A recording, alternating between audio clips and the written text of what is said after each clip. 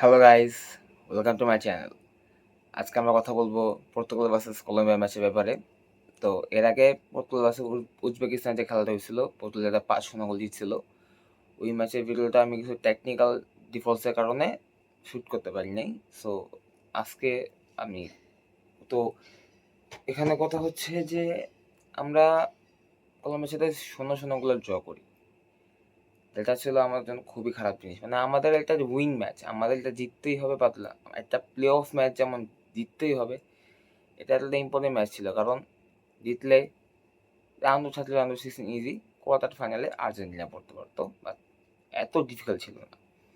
এখন তো আরেক লেভেলের জিনিস হয়েছে। তো পর্তুগাল ভার্সেস কলম্বিয়ার ম্যাচে পর্তুগাল আসলে অনেক খারাপ খেলছে। পর্তুগাল থেকে কলম্বিয়া অনেক অনেক অনেক বেটার খেলছে। পর্তুগাল অনেক খারাপ খেলছে। এর মধ্যে যে প্লেয়ারটার কথা সবচেয়ে বেশি ভালোভাবে বলতে চাই, রাইট উইঙ্গার পিয়েড্রো নেটো ভাই।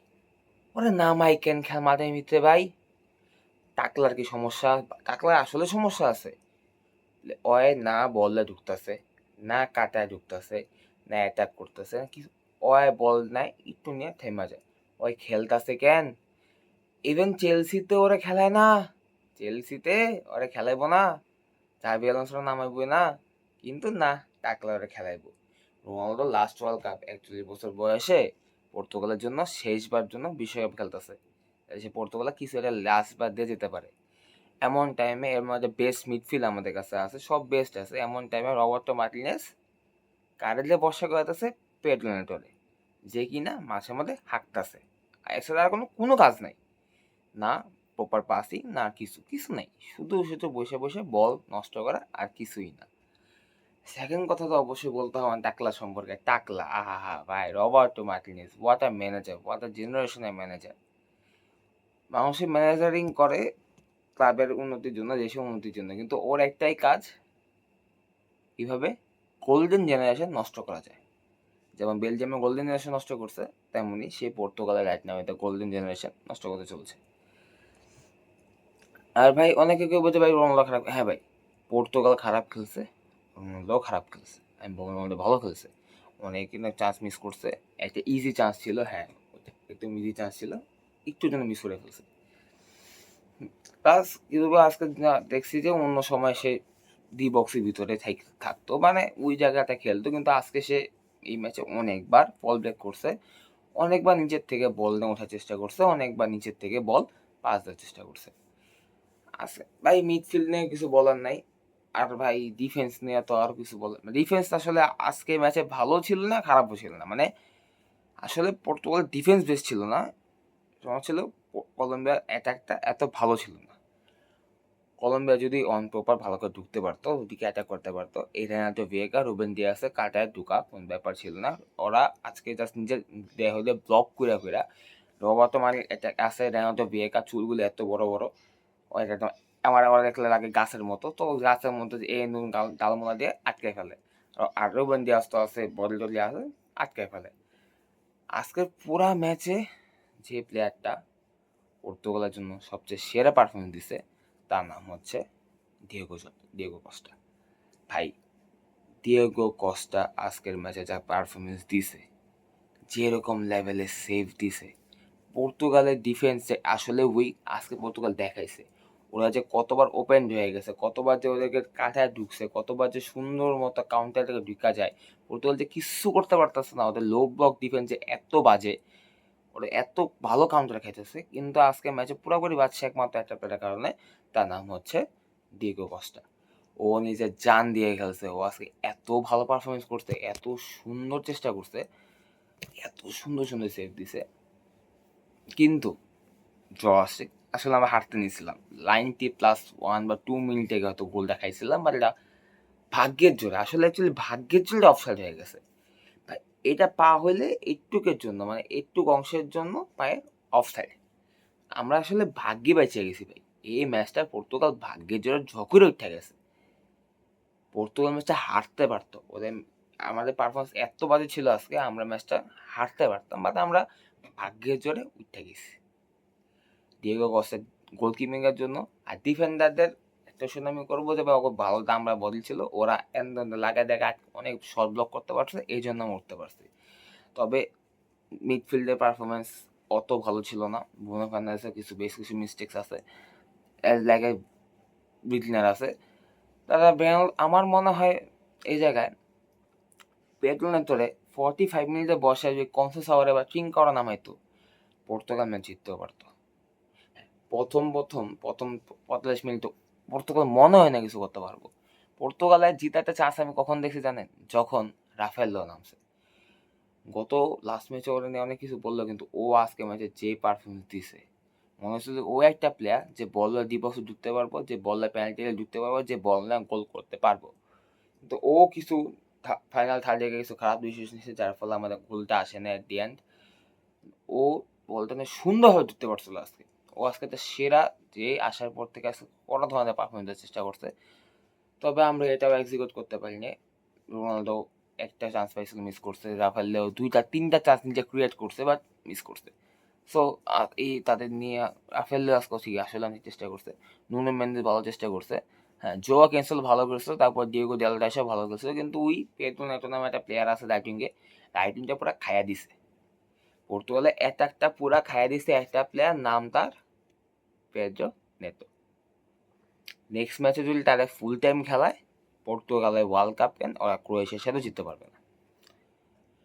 ওর পারফরমেন্স এতটা বাজে, নেক্সট টাইম যদি ফুল ম্যাচ খেলে ও শেষ। ও দরকার নাই ভাই, আমার রাইট উইঙ্গে যদি ট্রিঙ্কাও নামে, সেকেন্ড হাফে কনসেসাও নামে, কারণ কনসেসাও সুপার সাব ভাই। ও 45 মিনিটে পরে নাইমা পর্তুগাল জন্য কী করছে, যারা অ্যাকচুয়ালি আমরা পর্তুগালের খেলা দেখি তারা একমাত্র বলতে পারবো যে কনসেসাও 45 মিনিটে পরে বা 60 মিনিটে পরে আইসা পর্তুগাল জন্য কী করতে পারছে।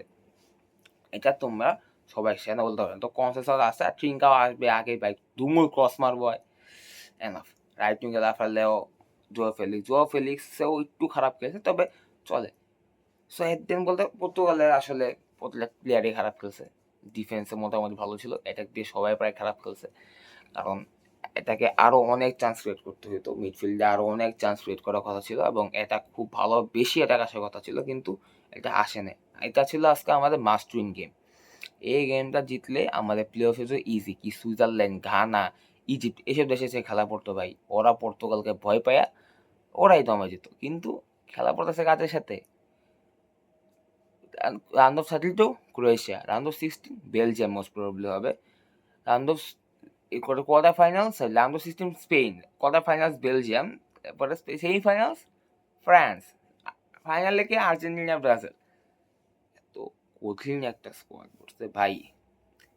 পর্তুগালের জিতার স্বপ্ন যারা আমরা দেখতেছি, না দেখাই ভালো।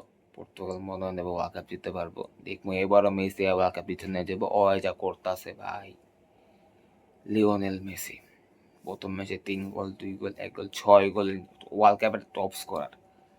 কি ফ্রি কিকটা মারলো আজকে, গুড ভাই। আজকে আর্জেন্টিনা খেলা মানে পর্তুগালের খেলা দেখার পর আর্জেন্টিনার খেলা দেখা নিজে মুখ দেখাতে পারতেছিলাম না, আজকে এত বাজে খেলছে পর্তুগাল। এরকম একটা মাস্ট উইন ম্যাচের মধ্যে এত বাজে খেলছে, মানে জেনারেল তো কিছু করার নেই। মানে পর্তুগাল অনেক চান্স ক্রিয়েট করছে আজকে, আসলে কিন্তু বেশ কয়েকটা চান্স ক্রিয়েট করছে, কিন্তু চান্সগুলি এক্সিকিউট করতে পারে নাই। কিন্তু আরও অনেক বেশি চান্স ক্রিয়েট করা দরকার ছিল, যা পর্তুগাল পারেনি। পর্তুগাল আসলে সবচেয়ে বড় উইকনেসটাই হচ্ছে পর্তুগাল হাই প্রেস নিতে পারে না, পর্তুগাল ক্রসেস নিতে পারে না। পর্তুগালের সাথে যদি কোনো টিম এসে হাই প্রেস করে, পর্তুগাল সেখানে দমায় যাবে। যেমন কলম্বিয়া হাই প্রেস শুরু করছে এবং কলম্বিয়ার কাছে প্রায় দমায় গেছিলো। কলম্বিয়ার কাছে আমরা দমায় ছিলাম, কিন্তু ওই বললাম রুবেন দিয়াস আর হয়তো বিয়েগা নিজে দাঁত দিয়ে হয়তো লাগায় কোনো মতো আটকাছে, আর ডিয়েগো কস্তা নিজে জান দিয়ে খেলছে, দেখে আজকে আমরা বেঁচে গেছি। নাহলে কলম্বিয়া আমাদের 5-0 গোল দিতে পারতো, কলম্বিয়া আজকে এত ভালো খেলছে। তো আমাদের সামনে যে খেলা আছে, মনে করো যে আমরা কোনো মতে ক্রোয়েশিয়ার সাথে জিততা, স্পেনের সাথে জিততা, বেলজিয়ামকে ফ্রান্সে না স্পেনের দলই, স্পেনের সাথে খেলা পড়ছে। লামিন ইয়ামাল, নিকো উইলিয়ামস যদি দুই থেকে দৌড়ে প্রেসিং করা শুরু করে, টিকতে পারবো? লামিন ইয়ামাল আর নিকো উইলিয়ামসের যে ক্রস, পর্তুগালের সবচেয়ে বড় উইকনেস ছিল ক্রস। ডিআর কঙ্গোর সাথে আমরা গোল দেখাইছি হেডারে, ক্রসে গিয়া। আজকে গোল দেখাইছিলাম হেডারে, ক্রসে গিয়া। 2022 সালে আউট হয়েছি কি মরক্কোর গোলে, ক্রস দিয়া। এই ক্রস পর্তুগালের সবসময়, এই সেট পিস ডিফেন্ডিং পর্তুগালের সবসময় বাজে। এটার জন্য পর্তুগাল খুব বেশি সাফার করতেছে, কিন্তু এটা কিন্তু করার নেই। আজকে কিন্তু গোলটা খাই গেছে, মানে ভাই বললাম তো একটুর জন্য আমরা ভাগ্যের জোরে বললাম না, পুরো ভাগ্যের জোরে ম্যাচটা আমরা ড্র করে পারিছি। হইতে পারতো আমার থার্ড আর ডিআর কঙ্গো ফার্স্ট হয়ে গেছে, এটা হইতে পারতো, ডিআর কঙ্গো সেকেন্ড হইতে পারতো, কিন্তু না, জির জন্য এসে বেঁচে যেত। তো এট দি এন্ড এটাই বলবো, আজকে পর্তুগালের খেলা আশাজনক ছিল না, মানসম্মত ছিল না। একটা দেশ যদি ওয়ার্ল্ড কাপ জিততে চায়, একটা দেশের যদি তার কাছে ওয়ার্ল্ডের বেস্ট মিডফিল্ড থাকে, তাহলে এটা তার খেলা কখনোই হওয়া উচিত না। তাদের খেলা অনেক ইমপ্রুভ করতে হবে, এবং মেন কথা টাকলা ট্যাকটিক্স পাল্টাতে হবে। এই রবার্টো মার্টিনেজ টাকলা ট্যাকটিক্স পাল্টাবে না, ট্যাকটিক্সের লেগা ভুগতাছে ভাই। মানে এই আর্জেন্টিনা খেলা পড়বে একটা লাগে, একটা বাস দিয়ে যাবো, তখন খেলাটা পর্তুগাল বুঝবো।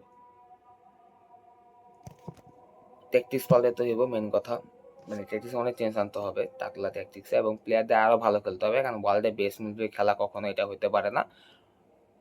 এবং যদি ওয়ার্ল্ড কাপ জিততে চায়, খেলা অনেক বেশি ইমপ্রুভ করতে হইব, অনেক বেশি এলাকা যেতে হইব, কারণ প্রত্যেকটা টিমের উইকনেস কিন্তু গ্রুপ স্টেজে বের হয়ে গেছে। সেসব উইকনেসগুলি কাজে লাগায় আমরা যদি খেলতে পারি, তাহলে আমরা আসলেই ওয়ার্ল্ড কাপ জিততে পারবো। কিন্তু এটা চান্স বর্তমানে আমার কাছে অনেক কম লাগতেছে, কারণ যেসব ওপোনেন্ট পড়ছে ভাই, Spain, France, I don't think so. But তারপরও ভালোবাসা, তারপর দোয়া থাকবে পর্তুগালের প্রতি, তারপর দোয়া থাকে রোনাল্ডোর প্রতি। যতই খারাপ রোনাল্ডো ফ্যান ভাই, তারপর দোয়া থাকবেই। তো সবাইকে থ্যাংক ইউ দেখার জন্য। যদি কোনো কিছু ভুল বলে থাকি, প্লিজ আমাকে কমেন্ট জানাই দিন যে ভুল হয়েছে। কোনো যদি আপনি কিছু জানাতে চান, কমেন্টে শেয়ার করেন, ভিডিওটা লাইক করে দিন, বন্ধুদের সাথে শেয়ার করে দিন, এবং চ্যানেলটা সাবস্ক্রাইব করে দিন। Thank you.